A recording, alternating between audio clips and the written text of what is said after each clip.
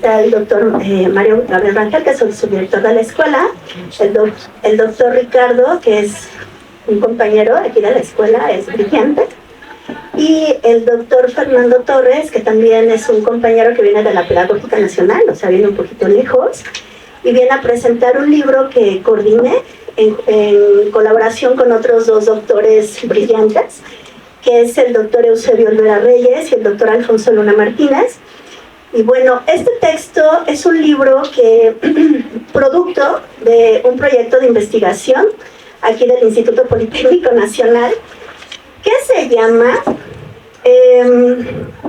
Apuntes para la democratización de la ciencia, transdisciplina y complejidad, enfoques de la hermenéutica analógica, producto de un proyecto de investigación de la Secretaría de Investigación y Posgrado, número de proyecto 2024-1547, y que se organizó con la colaboración de la Red de Investigación Educativa Digital Postcolonial y Humanista.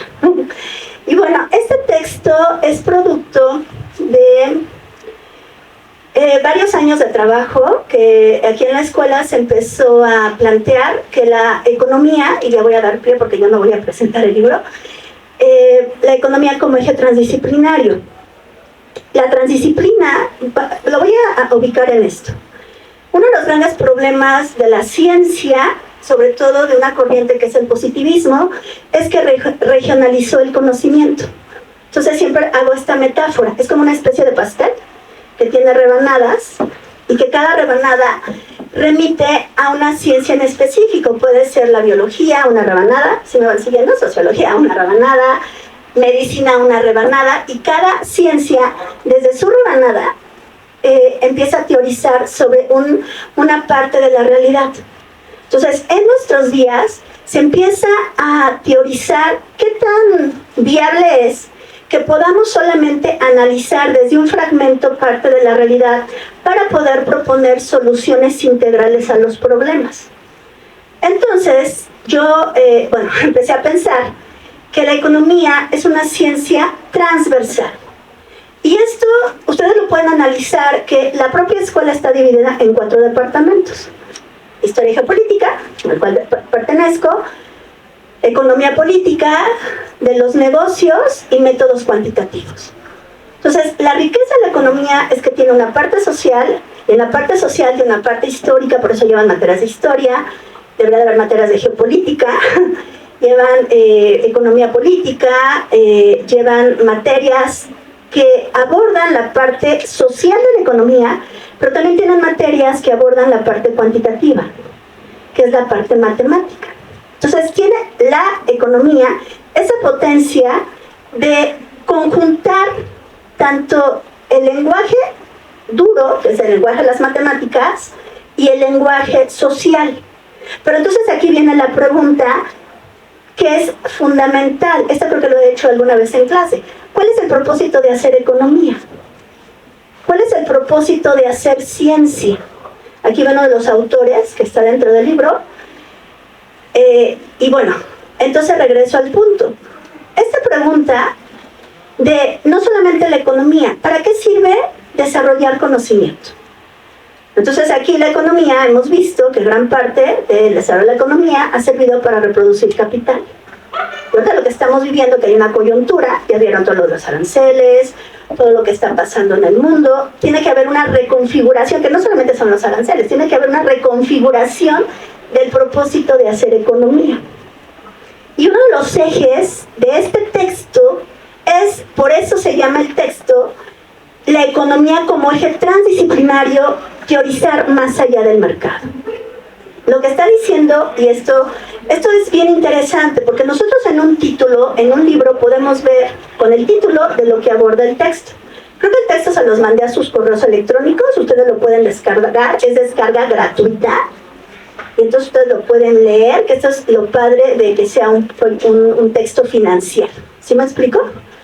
Entonces, eso es, ustedes como estudiantes de economía que van a salir, y ya doy pie a los presentadores, es de que el Politécnico, como un instituto público que surge del Estado,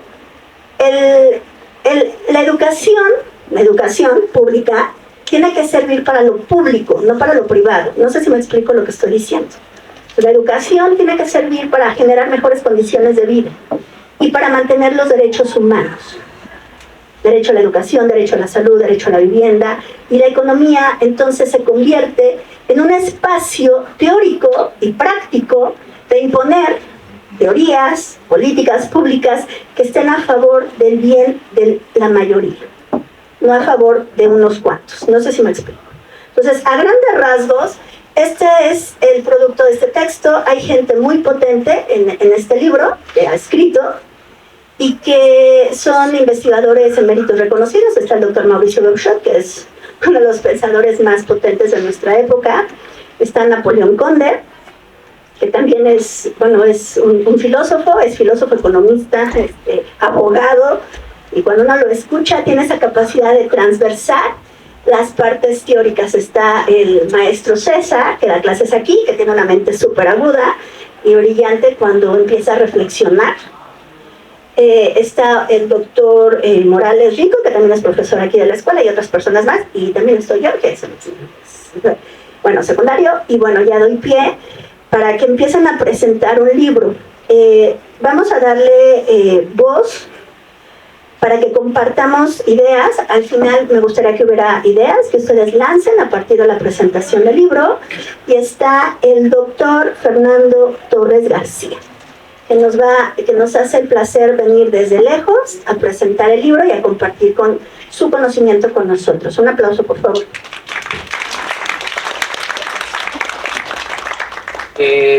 Bueno, pues antes que nada, muchas gracias por la invitación a la presentación de este libro. Lo primero que tengo que decir es que yo no soy economista.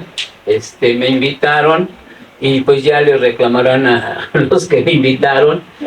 Sí hice una lectura del texto y creo que, bueno, soy profesor de educación superior y puedo decir algunas cosas o comentar algunos aspectos que me parecieron interesantes. Soy de la idea de que siempre un nuevo texto es muy importante. Es muy importante por el trabajo que los 8 autores que están en el libro pues se han dedicado a reflexionar, se han dedicado a pensar a un aspecto que hoy, con lo que está sucediendo a nivel mundial, ¿no? Un supremacista blanco que viene y se cree el dueño del mundo y que hace cosas para desestabilizar y para fastidiar a millones y a millones de seres humanos. Creo que el libro, de entrada puedo decir que nos permite, o al menos a mí me permitió, que yo no soy economista, lo digo, me permite tener más elementos para poder pensar este momento que está trastocando nuestras vidas, que nos pone en una situación de total incertidumbre, de que no sabemos qué va a pasar con un tipo enfermo, ¿no? Ególatra, que se le ocurren cosas, ¿no?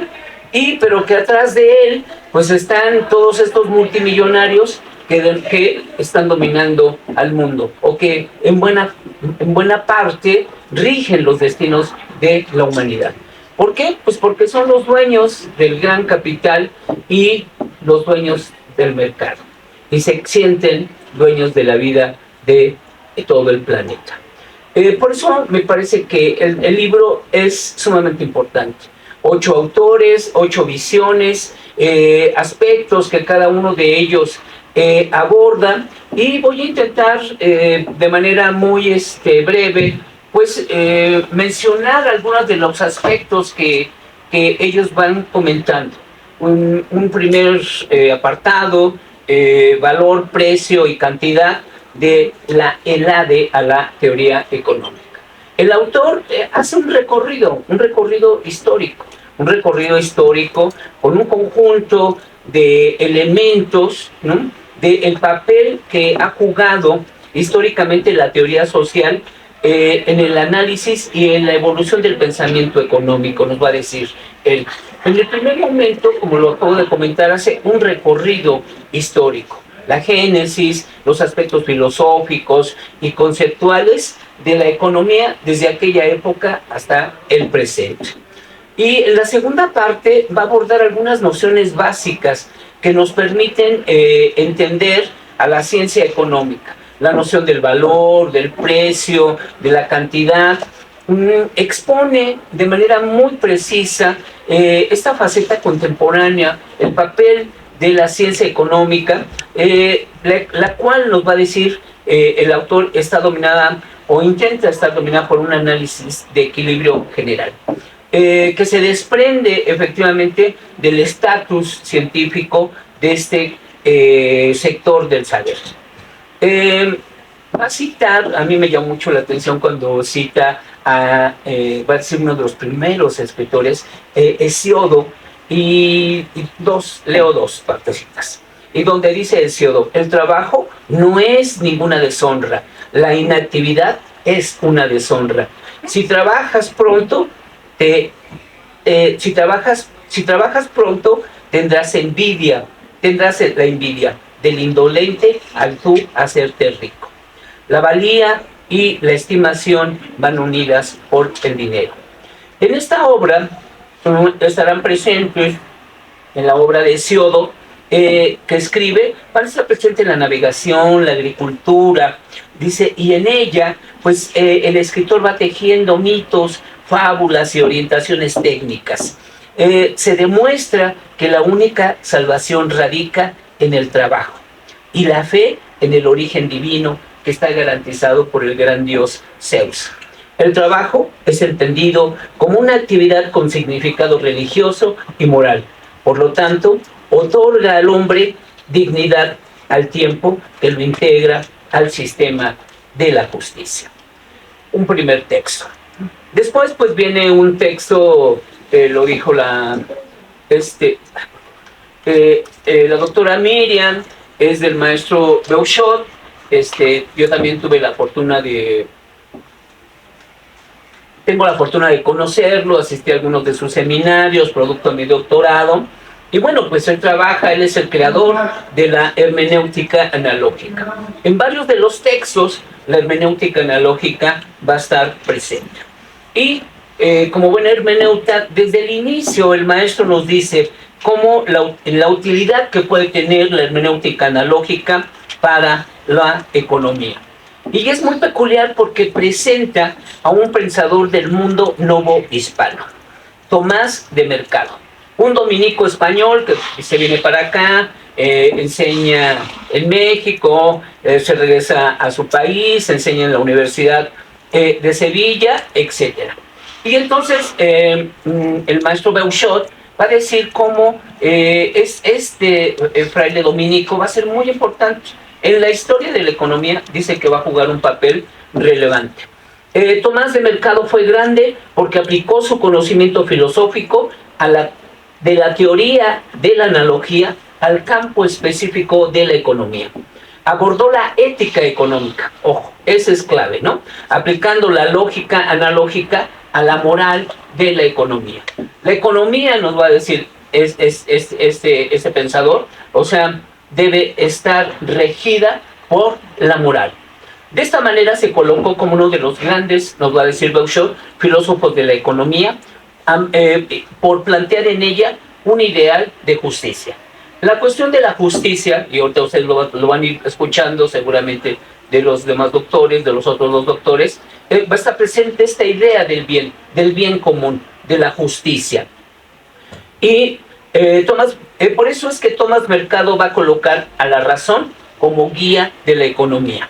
Todo movimiento económico debe estar regido por la razón, es decir, sobre todo por la razón práctica.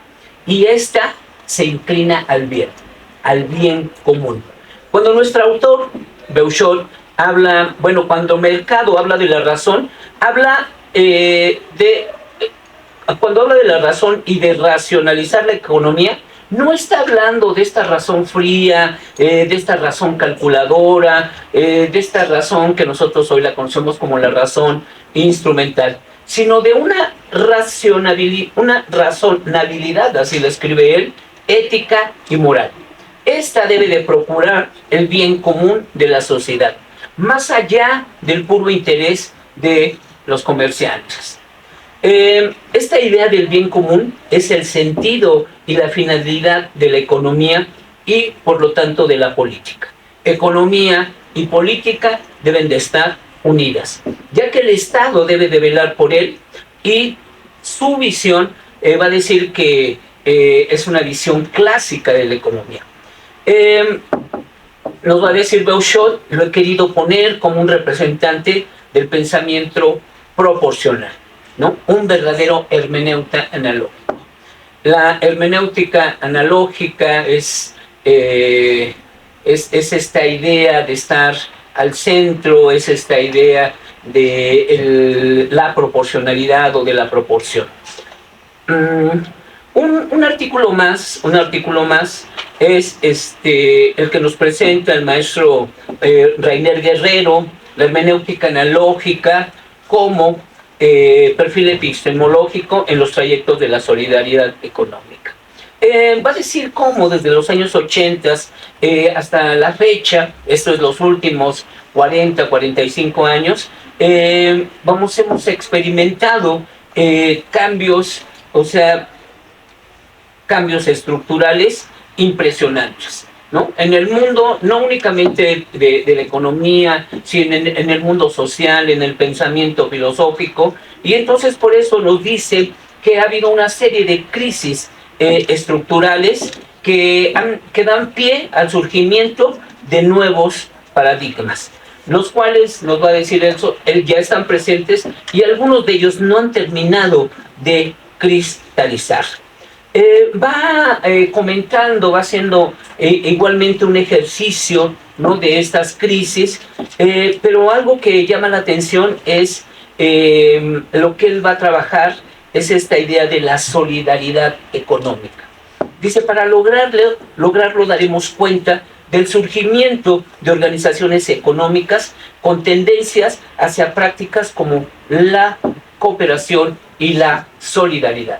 O sea, no esta economía de los grandes capitales, sino de estas maneras, de estas formas económicas que se organizan, no sé, en un municipio, en una comunidad, para poder, trabajar y tener sustento. Voy a decir que como en la actualidad el mundo del trabajo asalariado se encuentra representado por tres aspectos. Ojo, la precariedad, la flexibilización y la exclusión. La precariedad y la flexibilización está asociada con las condiciones del grueso de los trabajadores que efectivamente participan en una relación laboral asalariada. Allá a mis 66 años, uno se da cuenta de cómo esta cuestión del mundo del trabajo, del papel de los grandes capitales, y hoy que producto de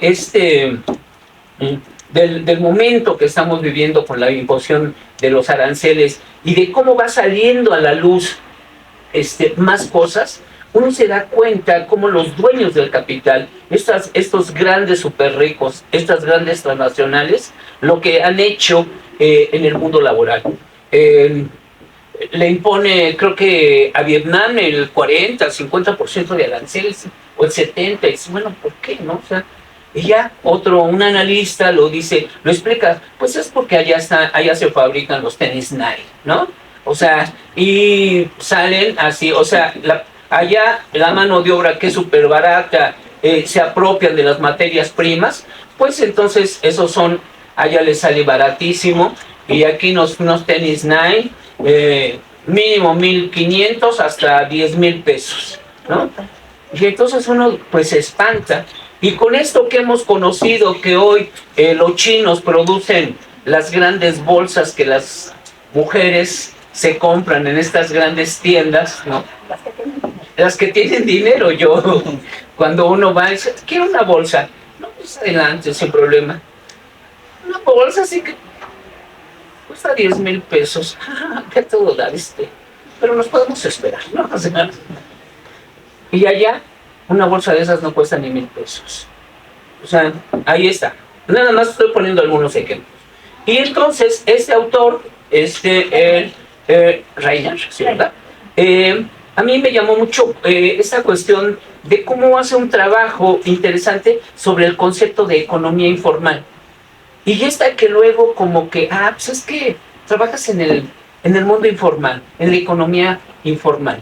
O sea, ¿y cómo? O sea, desde ahí hay una serie de estigmas, de connotaciones negativas a estos trabajadores, pues que incluso, digo, no le pasa nada bien, porque no tienen seguridad social, no tienen un salario digno, o un salario que hay quincena con quincena, como los profesores que, pues, ahí tienes vas al cajero y ahí está tu quincena.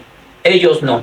Y entonces, esta estigmatización, pues, de estos trabajadores subalternos, que de verdad están en una cuestión de vulnerabilidad, de persecuciones latentes, o sea, incluso cuando el Estado intenta darles, brindarles alguna ayuda.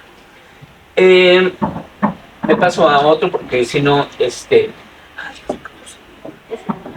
la importancia, el texto del doctor Napoleón Conde, ¿no? La importancia de la hermenéutica analógica en la construcción de una ciencia y arte para configurar una economía justa. Pues él es alumno del maestro Beuchot, yo también lo conozco, y entonces él es economista también, y entonces traslada el ámbito de la hermenéutica analógica a la cuestión de la economía. Y entonces él va a decir, voy a reflexionar sobre la importancia de su propuesta, bueno, de la ciencia y del arte económica, basada en principios analógicos con la idea de diseñar una economía estable en el bien común. Otra vez, vuelve a aparecer la noción del bien común. El bien público, la buena vida, la justicia y la razón amable. Ojo, él va todavía mucho más allá. Y plantea una pregunta, ¿no? ¿Hasta qué punto la hermenéutica analógica se encuentra en condiciones subjetivas y objetivas para construir una ciencia y un arte económica? Y entonces, lo que hace, digo, en un ejercicio hasta de, ¿cómo decirlo? O sea, un ejercicio de recorrido de los grandes pensadores economistas, la verdad, mis respetos, o sea, por el análisis que va haciendo de muchísimos economistas, brilla, pero todos ellos ligados al servicio del poder, al servicio de la estructura del gran capital. Y entonces, dice, la hermenéutica analógica en su estudio de la economía es una apuesta por la libertad. Lo que el maestro Beuchot, lo que Reiner y lo que está haciendo Napoleón Conde es decir, bueno, esta cuestión de un ejercicio de la hermenéutica analógica en el campo de la economía apuesta por la libertad, por la defensa de los derechos humanos, por la inclusión, por la igualdad. Temáticas, muchas de ellas olvidadas o hechas a un lado. Por eso es que esta cuestión de la hermenéutica analógica propone que la ética esté presente en estas cuestiones de la economía. Termino citando, bueno, aquí cita al maestro Beuchot y dice: según hemos visto, la acción humana moral se despliega buscando primeramente una finalidad. ¿Cuál es esta finalidad? Es la felicidad.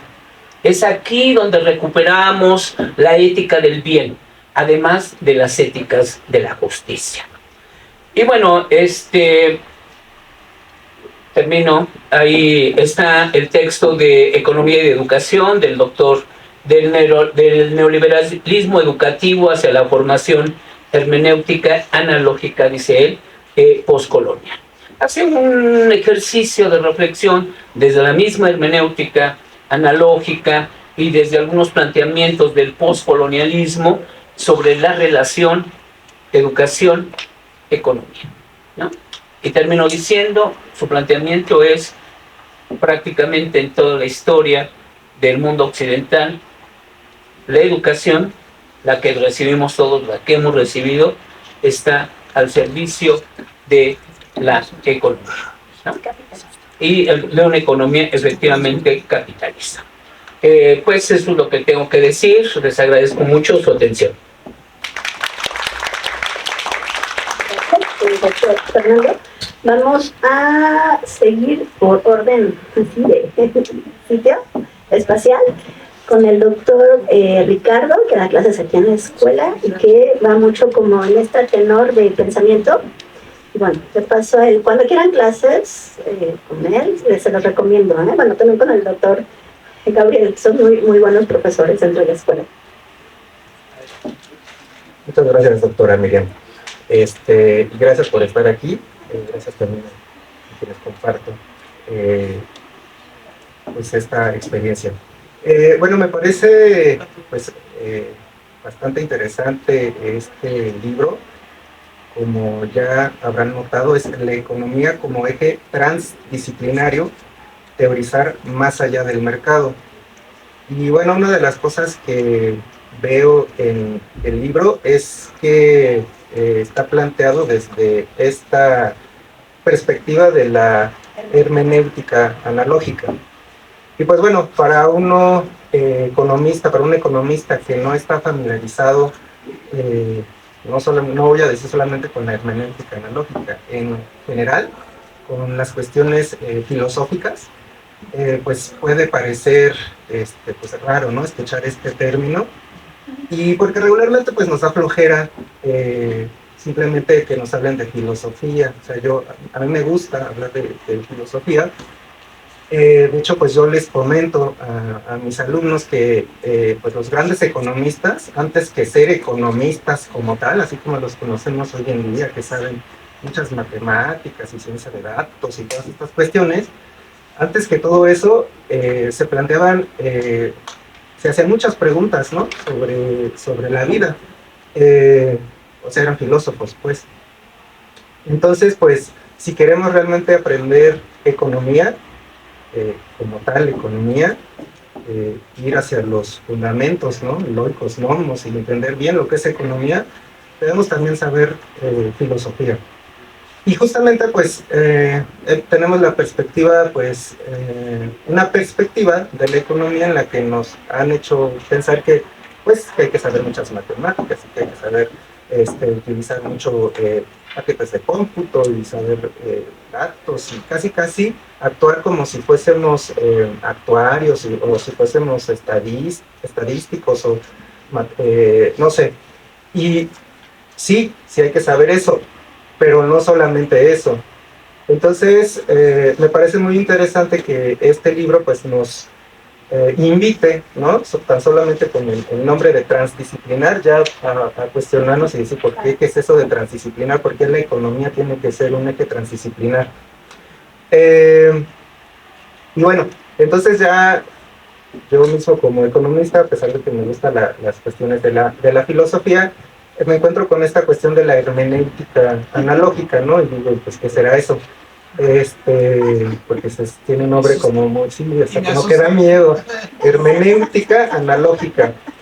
Y uno ya entiende, por ejemplo, que dentro de la misma filosofía, pues hay diferentes ramas, formas de entender el mundo, ¿no?, de explicarlo. Por ahí una rama que es la ontología, la epistemología, que son las formas en que podemos conocer lo que nos rodea, ¿no? Y ahí siempre hay una cuestión entre lo que es subjetivo y lo que es objetivo, ¿no? O sea, conocemos el mundo solamente porque yo, sujeto, puedo percibir las cosas, o porque sí hay un mundo que es objetivo y que está ahí, que sí lo podemos tocar, palpar, ¿no?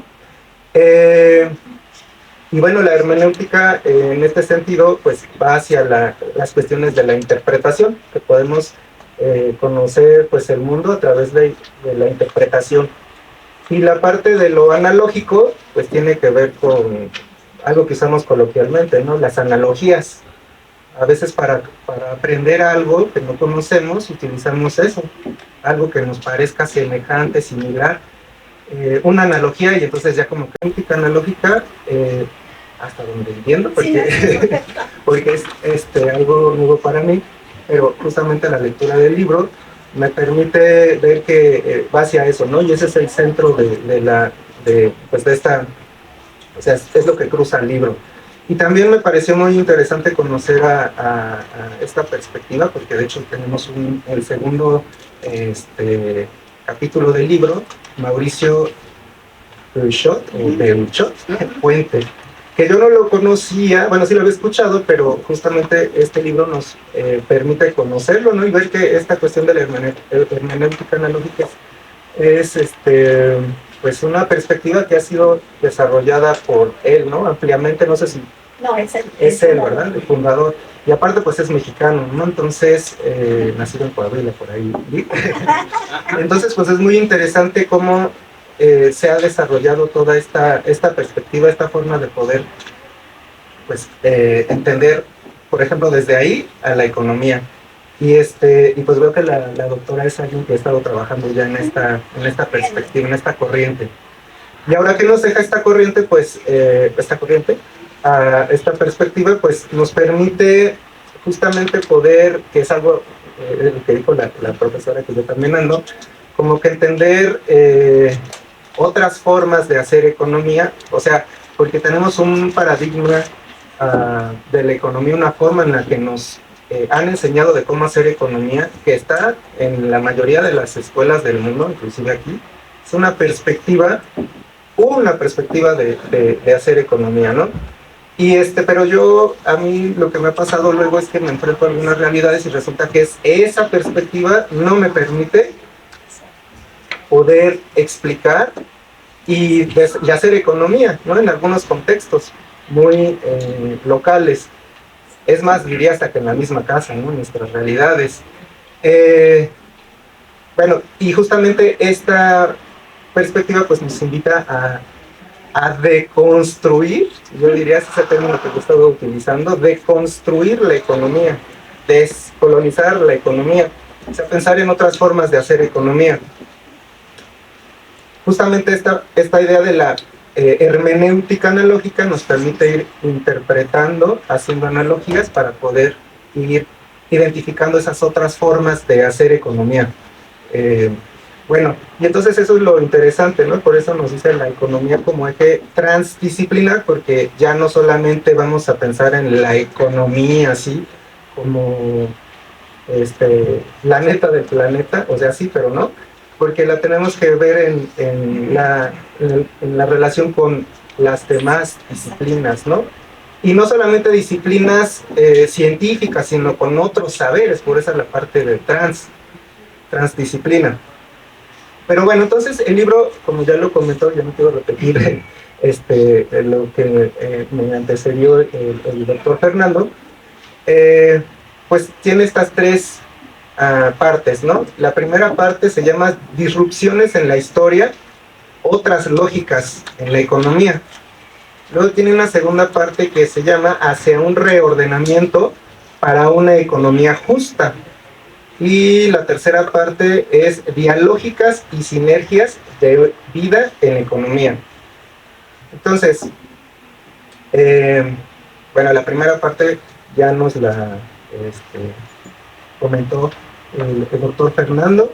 Tiene estas cuatro capítulos, ¿no? 4 autores. El primero, como ya mencionó, es Valor, Precio y Cantidad, de la ELADE a la teoría económica. El autor es Jesús Enrique Morales Rico, como ya dije, es profesor de nuestra escuela. Hermenéutica analógica y ética de la economía es el segundo capítulo, el autor Mauricio Beuchot Puente. Tercer capítulo es Economía Social, una descripción hermenéutica del México actual, hecho por César Guzmán Chávez. Y el cuarto capítulo, la hermenéutica analógica como perfil epistemológico en los trayectos de solidaridad económica, de Rainer Guerrero Hernández.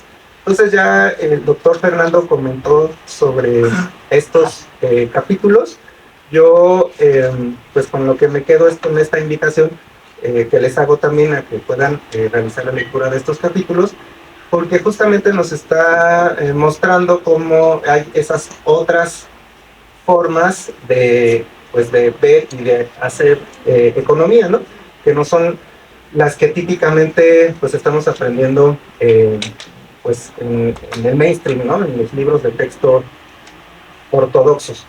Y me pareció, por ejemplo, muy interesante la parte de, por ejemplo, de Mauricio Puente, sobre este economista dominico, ¿no? Porque justamente pone, utilizando su lógica, pone en el centro algo que de pronto se nos ha olvidado, que el paradigma ortodoxo nos ha hecho olvidar, ¿no? Sobre la cuestión de la ética en la economía. De hecho, bueno, igual ya me salto un poco porque también en la tercera parte está el capítulo de la doctora, ¿no?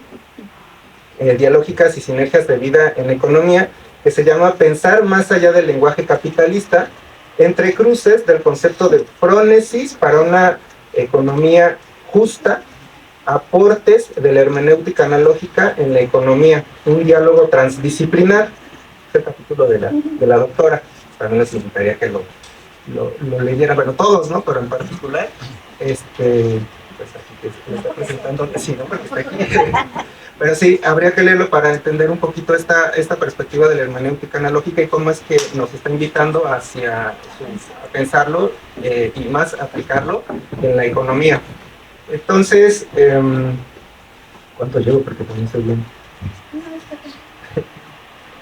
Bueno, entonces, lo que conecto, o sea, es otra lectura que yo doy del libro, ¿no? Que puede ser lineal en cuanto a los capítulos, pero pues yo que ya lo leí puedo decir, pues encuentro algunas cuestiones que nos hablan, por ejemplo, sobre cuestiones, bueno, todo está, tiene también como eje transversal la parte de otras perspectivas de la economía, pero, por ejemplo, acá nos habla sobre la ética, ¿no?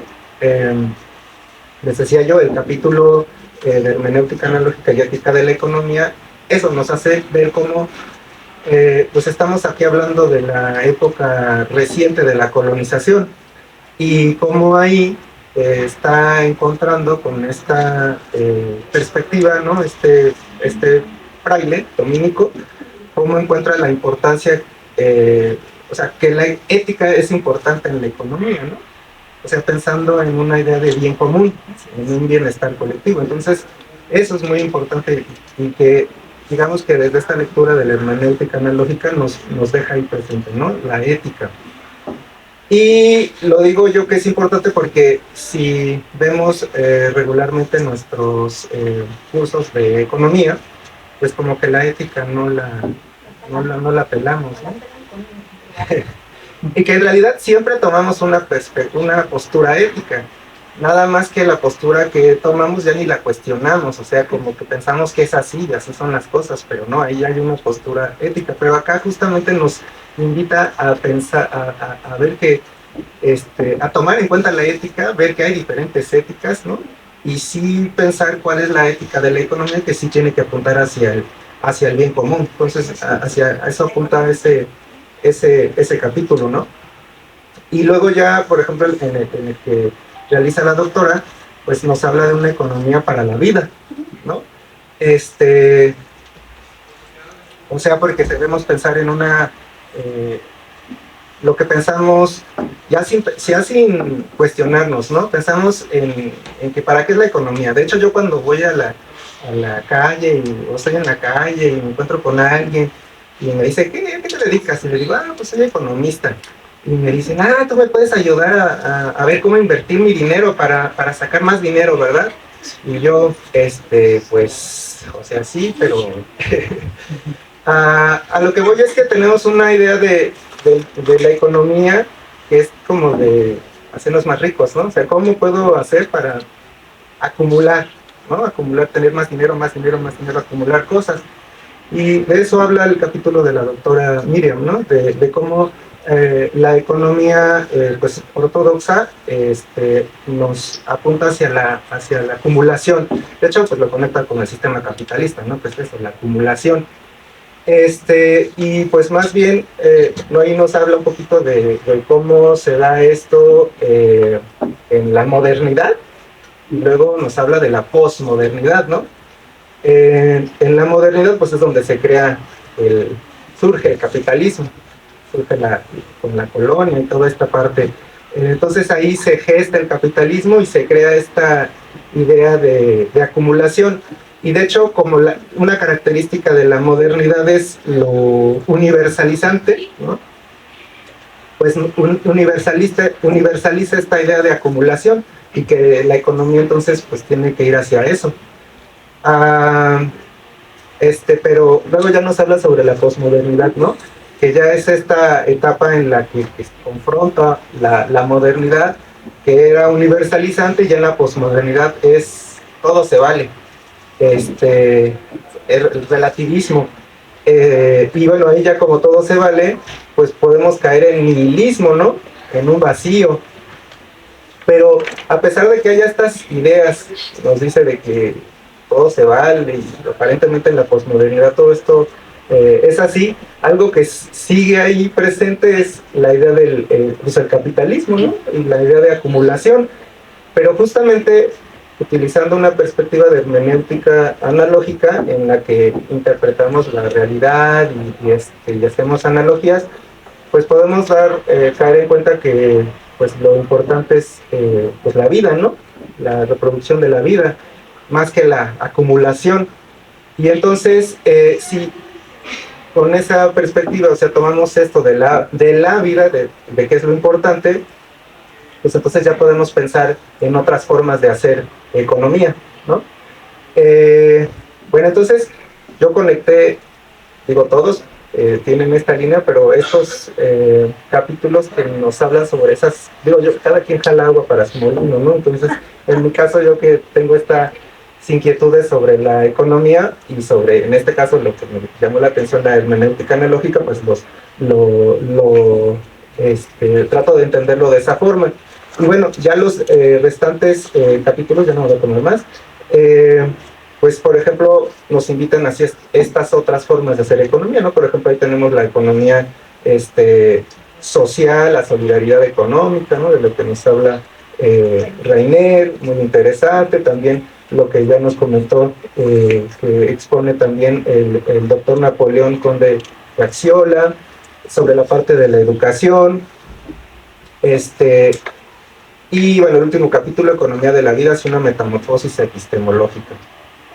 Entonces, bueno, yo les invito a que pues realicen esta lectura de este libro. O sea, nos hace pensar, nos hace cuestionarnos la forma en cómo estamos aprendiendo economía, y sí, nos hace ver que es importante saber matemáticas, pero no para, como dice la doctora otra vez, porque está aquí presente, ¿no? No es cierto. Pero yo también lo pienso así. Sí es importante aprender matemáticas, pero las estamos usando para ver cómo acumular más, ¿no? Para el capitalismo, cómo acumular. Y tendremos que estar usando esas matemáticas para, pues, el bien común, para la vida, ¿no? Para las personas. Y bueno, eso nos invita esta cuestión de la hermenéutica analógica, que es el eje de este libro, la economía como eje transdisciplinario, teorizar más allá del mercado. Gracias. Bueno, muchísimas gracias. Bueno, a mí me toca también hacer un comentario. Y bueno, yo quisiera, el libro, creo que ya lo conocen, se llama La economía como eje transdisciplinario, teorizar más allá del mercado. Lo coordina la doctora Miriam García Piedras, el doctor Eusebio Olvera Reyes y Alfonso Luna Martínez. Este libro está compuesto por 8 capítulos organizados en 3 apartados, y hay una provocación. Desde la entrada hay una provocación y nos dice: pensar la economía de la hermenéutica analógica y el pensamiento complejo. Y me dice, ¿qué es esto? Yo inmediatamente digo, bueno, vamos a ver si eso me sirve para interpretar lo que está sucediendo. ¿Están de acuerdo que recientemente o actualmente vivimos o hemos sentido la intensificación de una crisis mundial que se da a partir del COVID-19. Creo que a todos nos queda claro que eso pasó. ¿Qué nos muestra esto? Que la economía mundial se paraliza completamente. Muestra que hay una fragilidad de las naciones a partir de la construcción de la globalización mediante empresas multiplantas que tejen cadenas logísticas en el mundo, que lo hemos llamado interdependencia.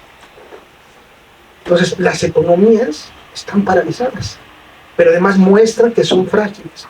¿Esto qué cuestiona? Cuestiona la taxonomía del desarrollo. ¿Qué es ser un país desarrollado? ¿Europa es desarrollado cuando depende de todo? ¿Ya se dieron cuenta que depende absolutamente de todo? Y le llamamos desarrollado. Y América Latina tiene todos los recursos naturales y le llamamos desarrollados. ¿Qué es ser desarrollado? ¿Cómo definimos ese desarrollo? Después utilizamos el desarrollo a partir del Producto Interno Bruto. Es crecimiento, pero no es desarrollo ni bienestar. Entonces hay que cuestionar cómo medimos el PIB. Eso está cuestionando. Después nos da otra idea. Nos dice, este hecho lo que nos muestra es que se paralizan las cadenas de valor. ¿Sabe lo que está haciendo? Está cuestionando las formas de organización empresarial. ¿Cómo organizamos una empresa, consejo de administración, gerentes, jefes de departamento, costo a tiempo? Todo eso que aprendimos no sirve para nada. Nos acaba de decir. No sirve para nada. Todo está paralizado porque no tienen insumos, no hay inventarios para producir, no hay producción ni para vender. Entonces hay una crisis mundial. Entonces nos está diciendo que toda la organización empresarial en el mundo está siendo cuestionada. Toda la teoría de Porter, ¿no?, prácticamente quedó hecha añicos. La pregunta, ¿por qué? Y entonces aparece otra tercera idea que nos va a ayudar. Dice, estamos observando que hay un capitalismo digital, hay una reestructuración del capitalismo a nivel mundial. Está cambiándose la forma de producción, la distribución, el consumo a nivel mundial. ¿Y saben lo que hace esto? Coloca el mercado interno como la base del desarrollo, ya no el mercado exterior. Y prácticamente toda la visión neoliberal se nos cae. ¿No que habían dicho que para crecer había que fortalecer el mercado exterior? Vender o simplemente comprar para vender sin producir, es un país débil, sin capacidad, donde tiene problemas en balanza comercial y tipo de cambios de acceso. Eso es lo que nos acaban de decir. Si no tienes un mercado interno, no tienes capacidad de crecimiento ni de negociación a nivel internacional. Vean lo que está haciendo Donald Trump. Después coloca, dice, ya la inversión extranjera sí es importante, por supuesto, pero es más importante la inversión pública, pero sobre todo productiva. Eso nos vuelve a colocar.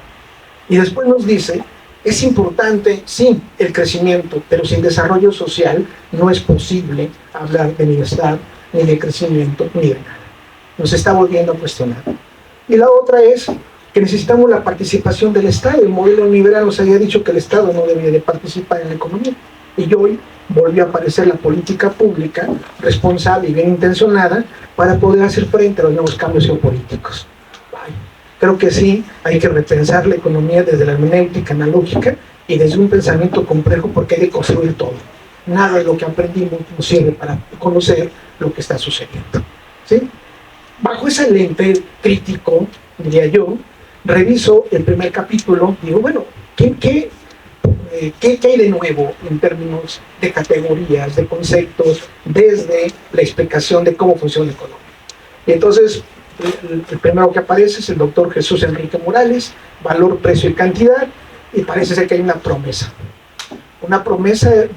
distinta de repensar la economía, y resulta que en lugar de darme un enfoque distinto de cómo pensar, cómo se forma el precio, cómo se determina la cantidad, el intercambio, etc., me recuerda todo el pensamiento neoclásico.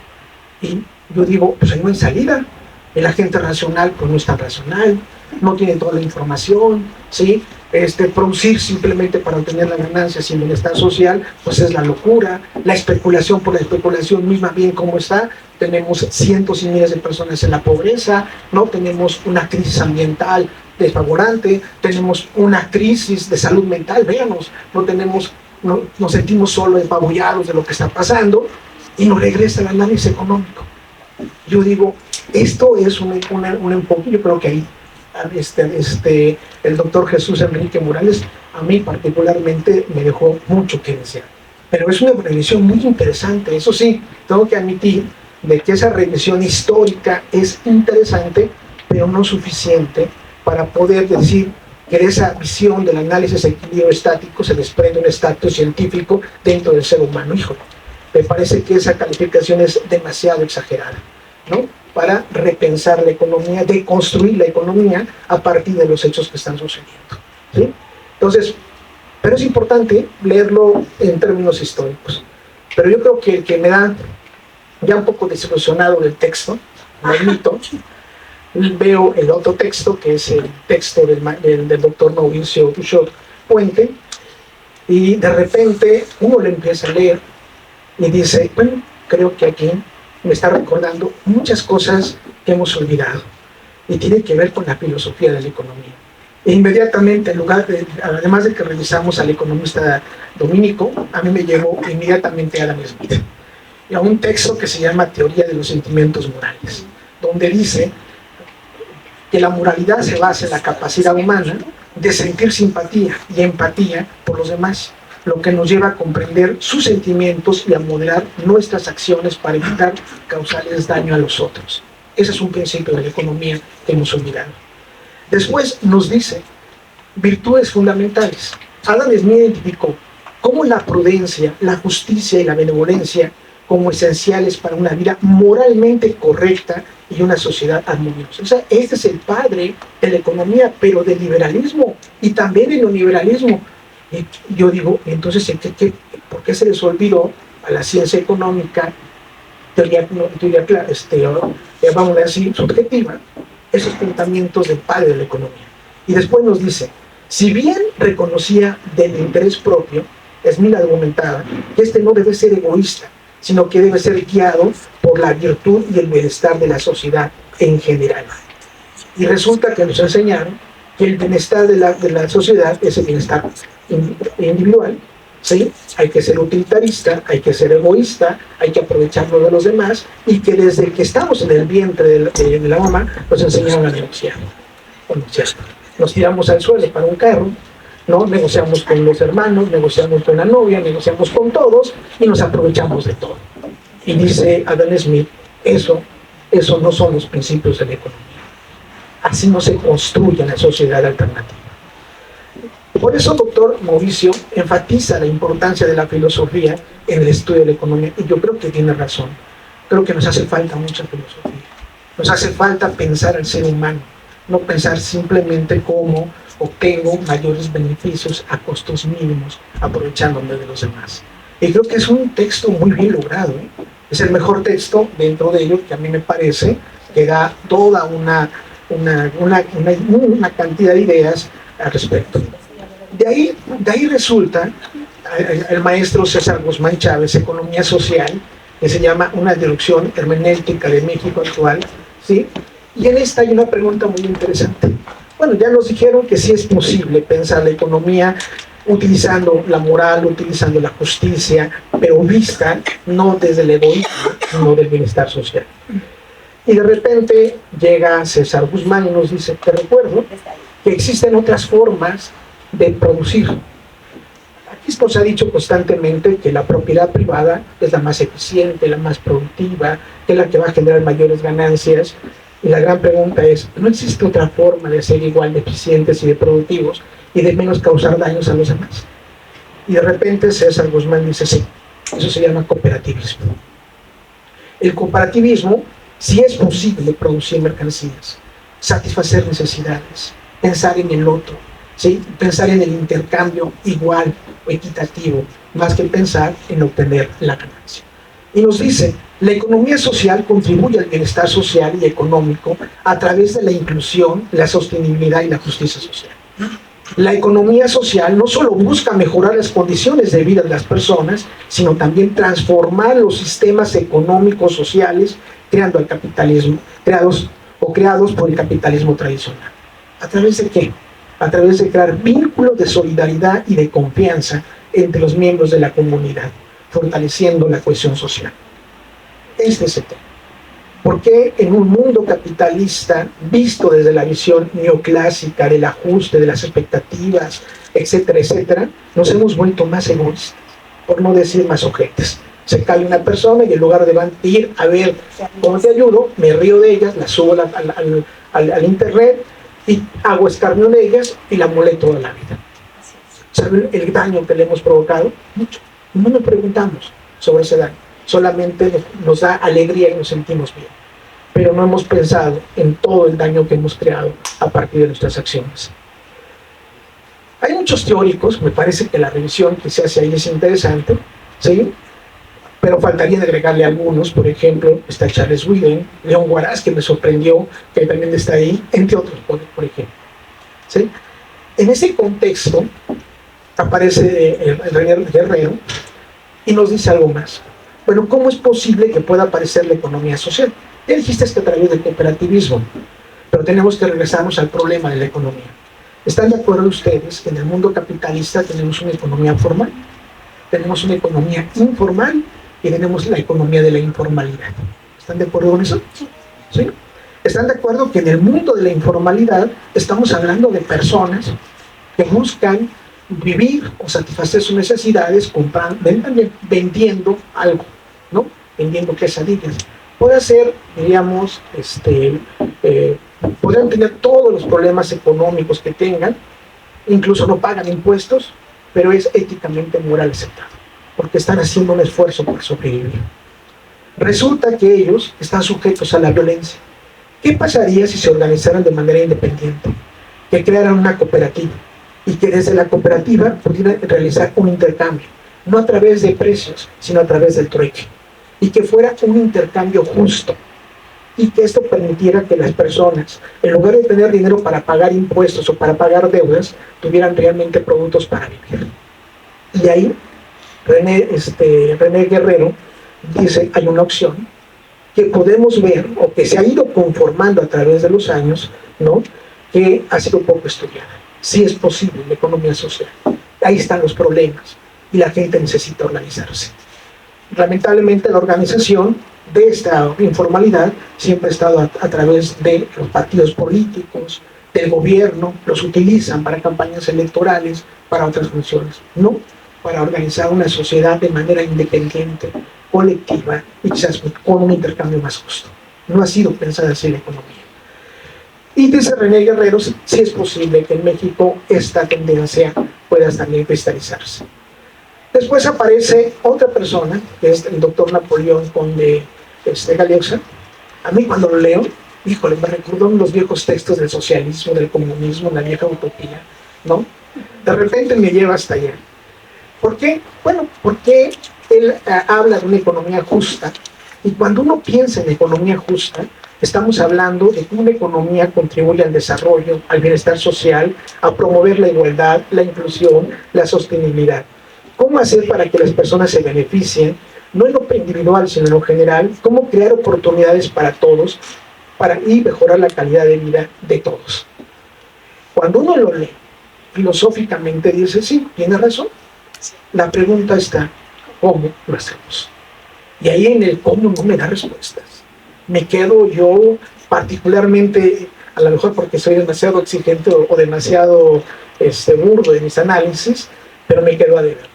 Y de repente empiezo a recordar a Paul Manson, un texto que se llama El Postcapitalismo, que está en la misma idea de que sí es posible que haya una economía justa. O el texto del capitalismo progresista de Joseph Stiglitz, ¿no? Creo que ahí hay, en esta idea de una construcción de una sociedad justa, creo que ahí hay algunos cómo se pueden hacer. Lamentablemente no traspasan el capitalismo, lamentablemente.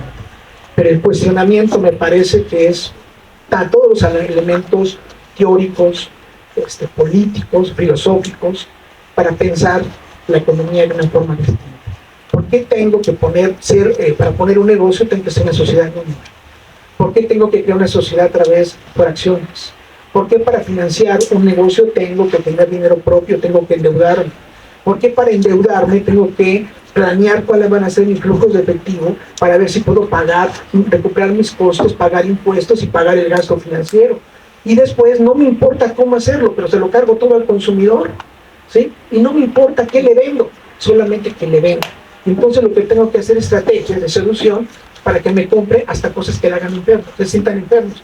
Y cuando compran más, se sienten felices, aunque estén muy mal, ¿no? Compran refresco en lugar de agua, pero se sienten felices, ¿sí? Y se van con un placer verdaderamente enorme.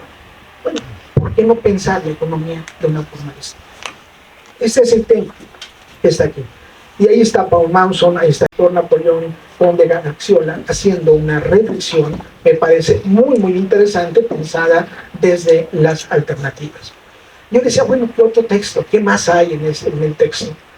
Y después me voy a leer al doctor Alfonso Luna Martínez, Economía y Educación, del neoliberalismo educativo hacia la formación hermenéutica analógica postcolonial.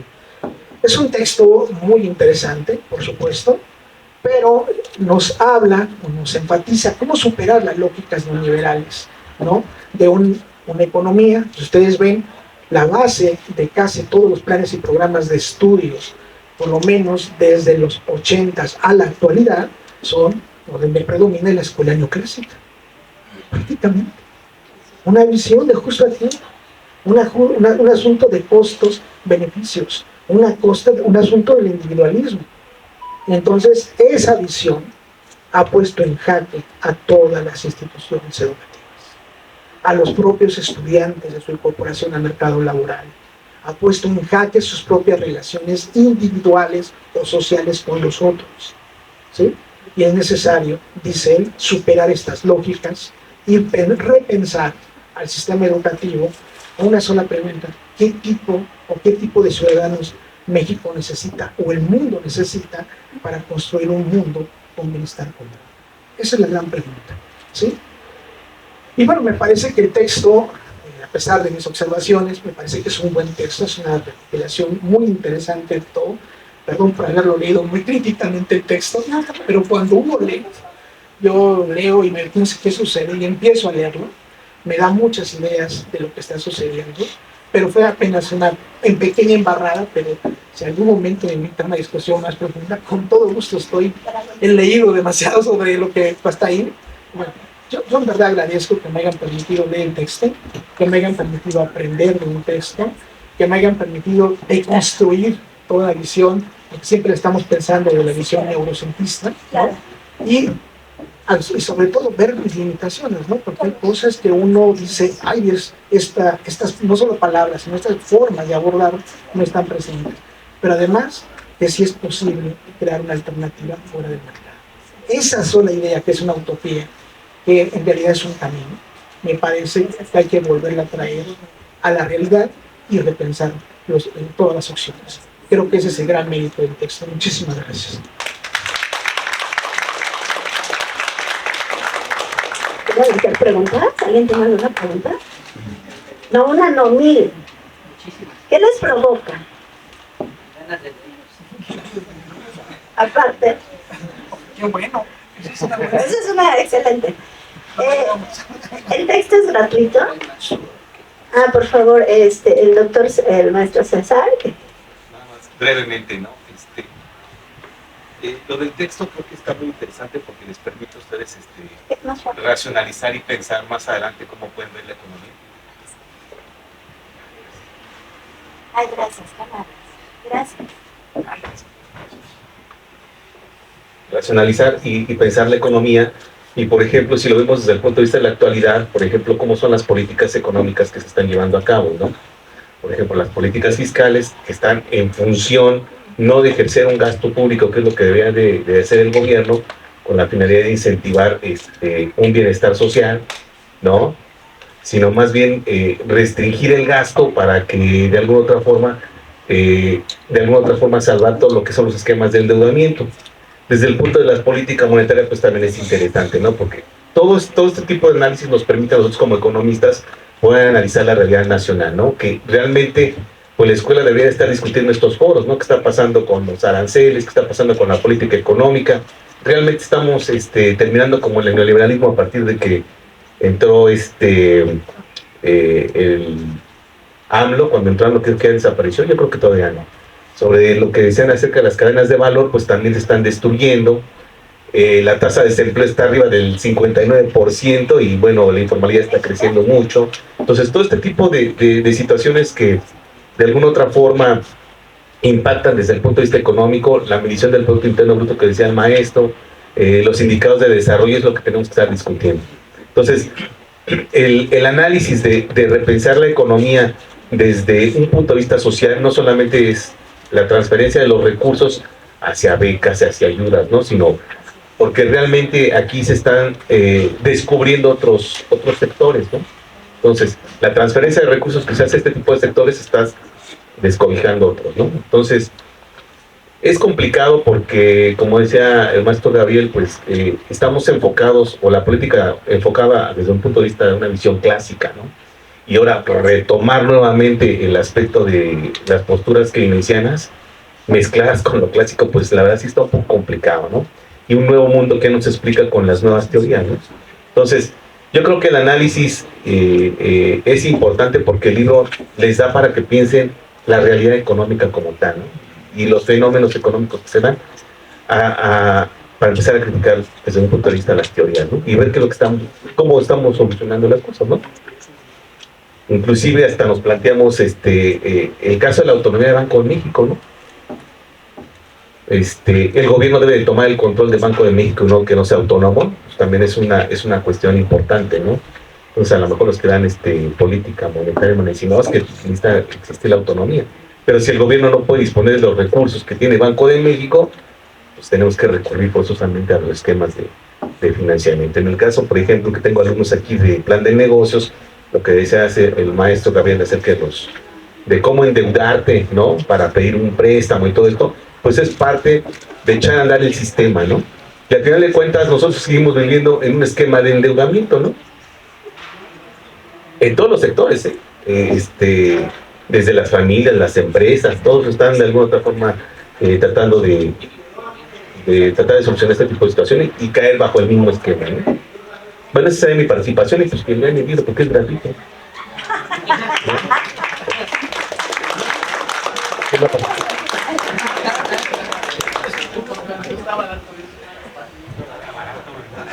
Costo cero.